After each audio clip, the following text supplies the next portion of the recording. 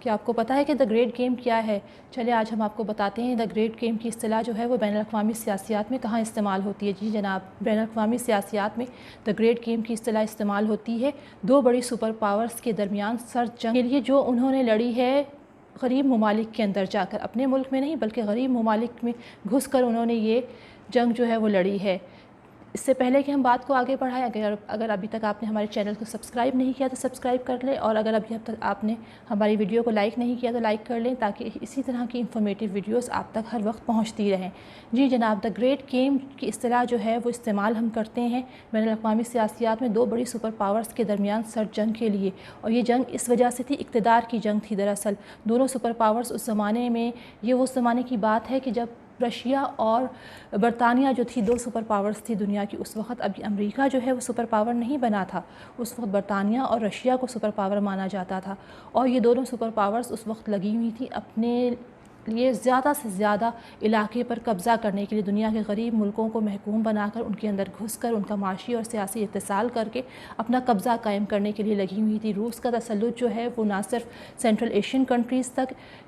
مشرقی یورپ تک، بلکہ نارتھ امریکہ تک پھیل چکا تھا، اور دوسری طرف جو ہے وہ برطانیہ کا تسلط جو ہے وہ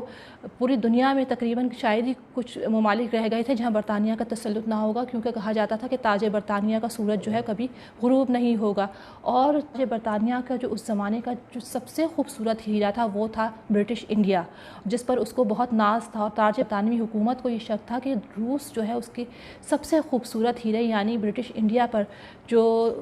بری نظر رکھتا ہے، جو کہ تاج برطانیہ کا بہت خوبصورت ہیرا ہے۔ اور اس مقصد کے لیے روس میں جاسوسی کرنے کے لیے انہوں نے ایک اپنے آفیسر کو جو ہے وہ نامینیٹ کیا، اور اس آفیسر کا نام تھا آرتھر کولونی۔ آرتھر کولونی کو کہا گیا کہ وہ یہ اس بات کا پتہ لگائے اور وہ راستہ جو ہے اس کا ایک میپ بنائے کہ جہاں سے برطانیہ کی نو آبادی برٹش انڈیا پر رشیا جو ہے وہ حملہ کر سکتا ہے۔ آرتھر نے اپنا کام جو ہے وہ بہت اچھے طریقے سے انجام دیا، اس نے دو میپ بنائے اور اس نے بتایا کہ ان طریقوں سے جو ہے وہ روس جو ہے وہ حملہ آور ہو سکتا ہے برطانوی کالونی یعنی برٹش انڈیا کی طرف۔ اور اس نے بتایا کہ راستے تو دو ہیں، لیکن جو راستہ بھی انتخاب کرے گا روس گزرنا اس کو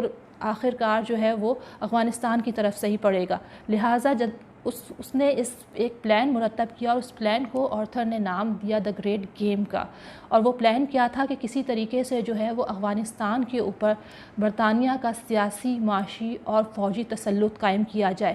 اور ظاہر ہے رشیا بھی پیچھے ہٹنے والا نہیں تھا، رشیا نے بھی کوشش کی کہ افغانستان کے اوپر اپنا جو ہے وہ سیاسی تسلط قائم کرے، اور وہ بہت عرصے سے یہ ڈیمانڈ کر رہا تھا رشیا کہ افغانستان کے ایک غیر جانبدار راستہ ہونا چاہیے جہاں سے ہوتا ہوا وہ جو ہے وہ اپنی تجارتی سفر کر سکے رشیا۔ تو رشیا کی بھی بہت عرصے سے نظر جو تھی وہ افغانستان پر تھی، اور اس طرح کئی اینگلو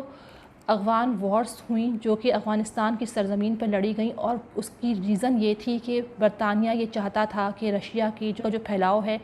وہ جنوبی ایشیا کی طرف نہ ہو، اور رشیا کو اسی طرف روکا جائے، اور اس مقصد کے لیے وہ قبضہ کرنا چاہتا تھا افغانستان کے اوپر۔ اور ساتھ ہی ساتھ صرف افغانستان نہیں بلکہ پرشیا میں بھی اس نے اسی طرح کا گیم کھیلا، اور اس طرح غریب ممالک جو تھے دو سپر پاورز کے درمیان جنگ میں جو ہے وہ کاٹ کے پتوں کی طرح جو ہے وہ بانٹے جا رہے تھے، یا آپ سمجھ لیں کہ ریوڑیوں کی طرح بٹ رہے تھے۔ اور فائنلی 1830 میں جس جنگ کا آغاز کیا تھا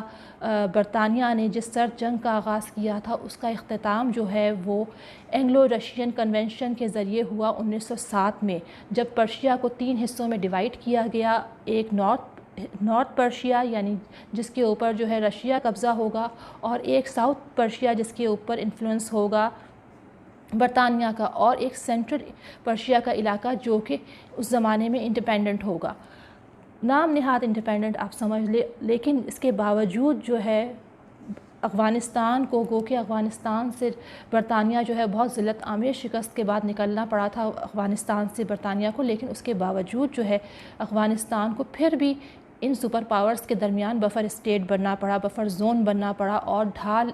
ایک طرح سے بننا پڑا۔ اور اس زمانے میں ایک اخبار میں ایک آرٹیکل چھپا، اور اس آرٹیکل میں ایک تصویر چھپی ایلر بیئر اور ایک جو ہے وہ برٹش لائن کی جو کہ ایک پرشین کیٹ سے کھیل رہے ہیں۔ آپ اس سے اندازہ لگا سکتے ہیں کہ سپر پاورز کے درمیان غریب ممالک جو ہیں وہ ایک پالتو بلی یا ایک ٹوائے سے زیادہ نہیں تھے جن سے وہ کھیلتے تھے اور جن کو اپنے مقصد کے لیے، اپنے مقصد کے حصول کے لیے آپس میں بانٹ لیا کرتے تھے. اور یوں یہ گریٹ گیم جو تھا وہ اختتام پذیر ہوا 1907 میں، جب پرشیا کو تقسیم کر دیا اور رشیا برطانیہ نے جو ہے وہ افغانستان کو جو ہے وہ بفر زون بنا دیا، اور اس طرح سے اس جو ہے وہ گریٹ گیم کا آخرکار اختتام ہوا.